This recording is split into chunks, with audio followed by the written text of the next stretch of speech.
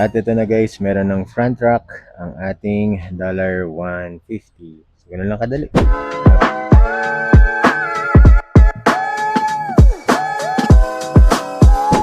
Kumusta mga boss? It's Scooter ni Vic. Welcome back to the channel. At ngayon, dito ang ating Kimco $150. At pakita ko sa inyo kung paano buksan itong front fairing niya. Kasi may install tayong rack. Nakabili tayo sa Shopee. May kita nyo dyan sa link. Gusto ko kasing kabit ito para meron tayong lalagyan dito. Tsaka para mas maganda yung forma niya. Nagagandahan kasi ako dito sa mismong rack ng Kimco. Kasi napakatibay niya. Tsaka ang ganda ng kanyang itsura. Kasama na dito yung screw tsaka yung rubber. Ang gagawin lang natin, bubuksan lang natin itong front fairing.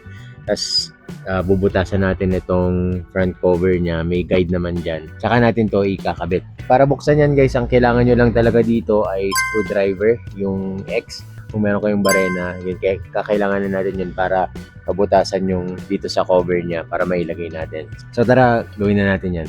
Ito, tatanggalin nyo lang yung screw dito. 1, 2, 3, 4. Itabi nyo na lang. Huwag nyo hayaan na mawala yung mga yan. Naka-clip lang naman siya. Makikita nyo naman dito. So, ito na yung pag-i-screwhan natin ng mounting ng front rack. So, yan yung cover niya. Screw lang na ulit yan. Kailangan lang natin butasan para maikabit natin sa labas. Okay, may barena naman tayo dito.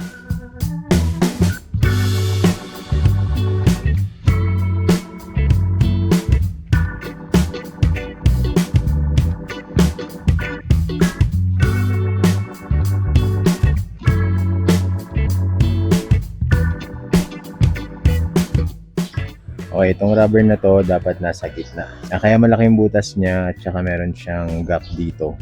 So ito yung magsisilbing gasket niya at saka yan, rubber. Protection niya para hindi papasukin ng tubig at iwas vibrate. Right? So naikabit na natin at yan, isasalbak na natin para magkabit na natin yung rack.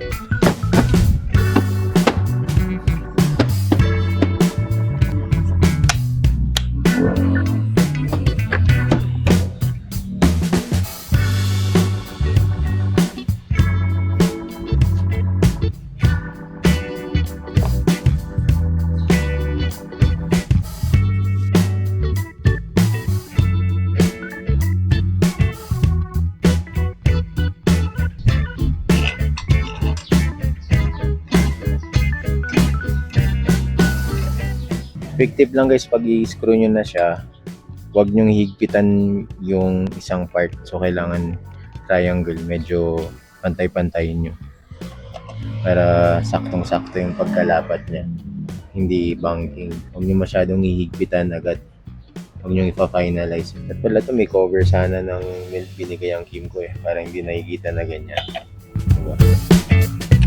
Ito medyo naka-expose, sana may rubber silang in-include na pang cover dito, pero meron naman itong electrical tape. Nalagyan na lang natin yan para hindi expose, para hindi rin makalawang tsaka hindi nakikita masyado. And that's it. I hope nakatulong itong video na to. Don't forget to like, subscribe, and share, and comment na rin kayo if ever. Marami pa tayong ilalagay dito sa $150 natin. Isa-isahin na natin kasi medyo mahal talaga yung kanyang mga upgrades. Sunod natin dyan yung crash guard, tapos yung top box naman sa likod. So yun lang. Ride safe and Godspeed. Goodbye.